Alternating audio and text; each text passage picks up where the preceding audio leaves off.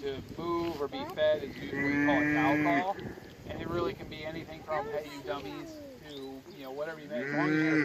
As long as you're saying the same thing every time, they'll respond to it and it'll get their attention. So listen to what they do when I call them. It should be pretty funny.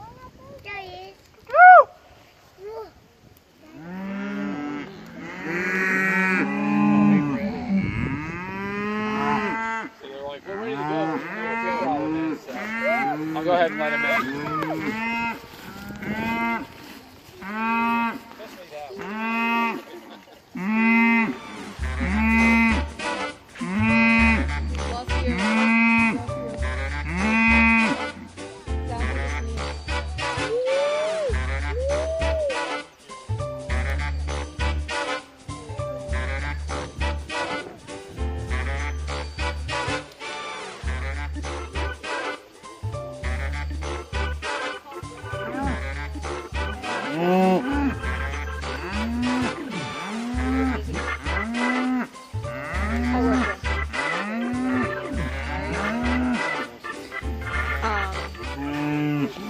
Jordan has an extension website. I take it again from volleyball. Saying this.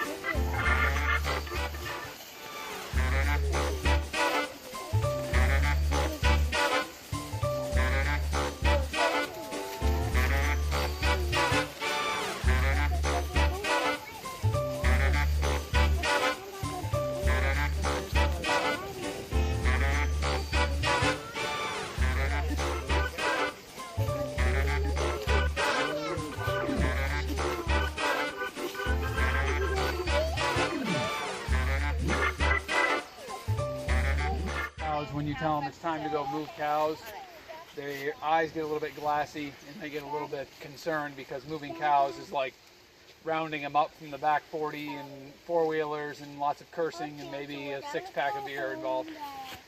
But when the cows are trained to a system where they're moving every 1, 2, or 3 days, you can see they knew what was up. As soon as we showed up, they were mooing for us up there.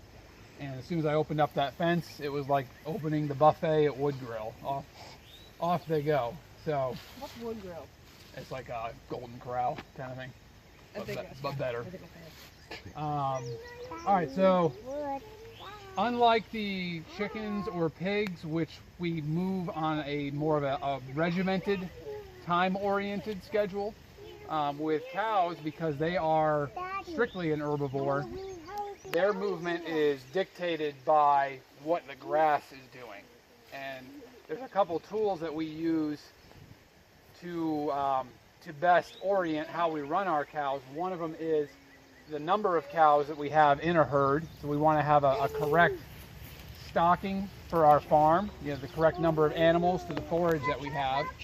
And then the other thing is the size paddocks that we're putting them in. So this herd was in this little area here. You can see the wire coming across from there and over here. They were just in this little spot down here for 2 days. And then it was time. 2 acres? 2 days. How big is that? Yeah. Maybe 1.5 acres. Yeah. And they'll be in this spot right here for maybe a day and a half, probably more like 1 day. That's just kind of my guess. And then, before there, they were over there. So the cows are constantly in a movement around the farm. So this is their 3rd time coming through here this year. And what's different between what we're doing here to what most cow farms have, what's called a continual graze system, where it's just all the cows on all the farm all the time, is we are trying to promote the forage growth and then using the cows to harvest that forage and turn it into steak and ground beef. So the decisions that we make are kind of predicated on what's going to be best for the forage. And what kind of forage do we want is usually the kind that the cows will eat first. So what I'm talking about is, you probably saw some red clovers when we were down by the chickens, some little red flowers. This is white clover that's through here.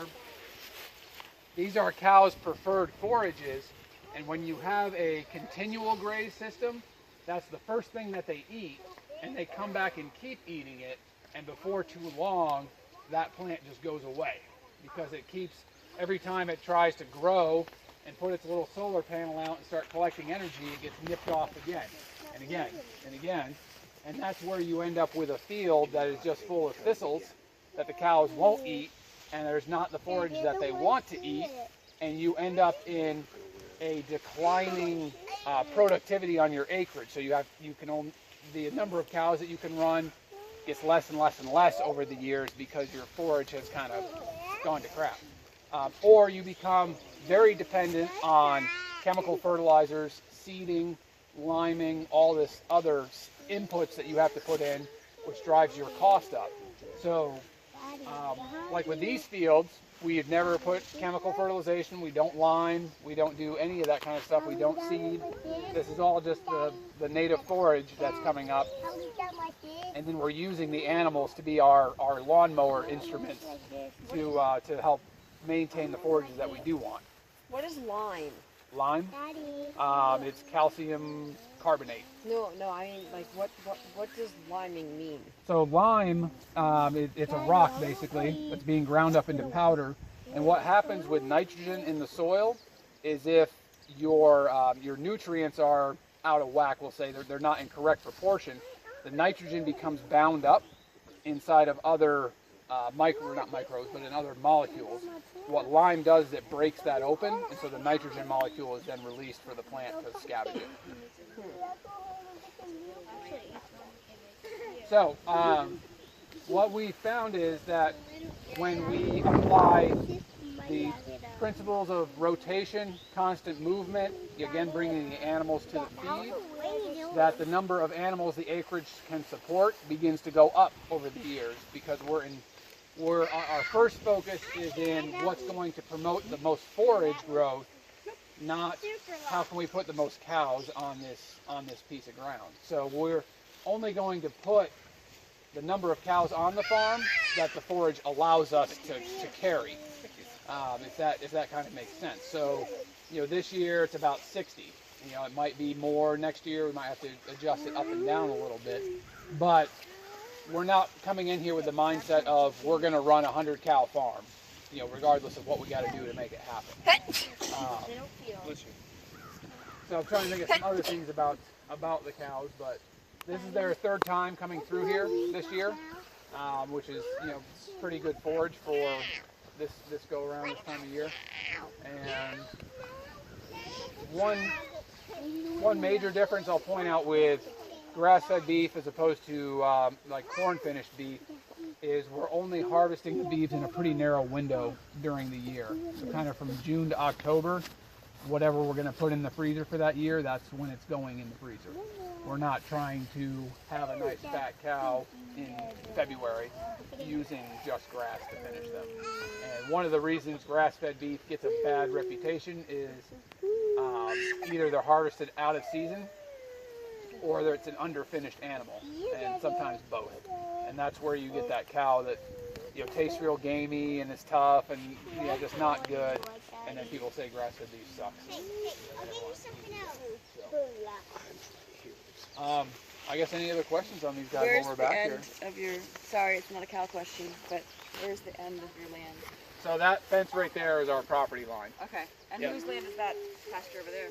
It's one of our neighbors. So they mostly make hay on that ground. Okay. Once or twice a year they'll bring their cows over and graze it. But again, very chemical dependent. A lot of lime getting put down, fertilizer, etc. A lot of poultry litter. Some of that runs into the bottom of your field, I'm sure. With the yeah, I'm sure. I mean, I'm not criticizing. Yeah. Okay. To me, it would be really curious to do a comparison study. If he would let us evaluate how much acreage, the inputs that are coming in, how many cows they're running on it, compared to what we're doing. A big difference I'll point out too is They're grazing just cows on that acreage. This pasture here also grazes hogs. So, you know, last winter there were multiple sets of pigs out here as well. So we have that additional, two additional things are happening. One, we have that additional disturbance on the ground, which is probably why we have more weeds going on. But then the second part, to the positive, is we also are stacking another enterprise on the same acreage as the cows.